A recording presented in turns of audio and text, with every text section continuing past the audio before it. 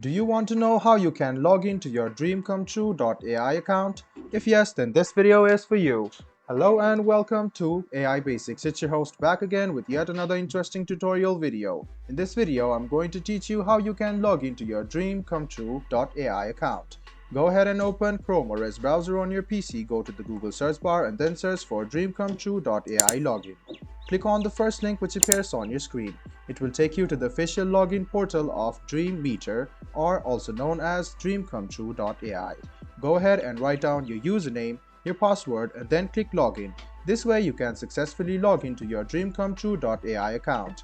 You can hide or unhide your password anytime by clicking on this icon over here, and if in case you have forgotten your password, this is the link for you to recover your password.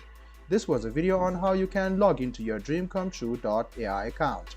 I hope this video was helpful for you. If you still have any kind of confusion, please do mention us on the comment section down below. Like the video, subscribe to the channel and do hit the bell button for more. Hope to see you in the next video as well. Until then, goodbye, take care and make sure you enjoy.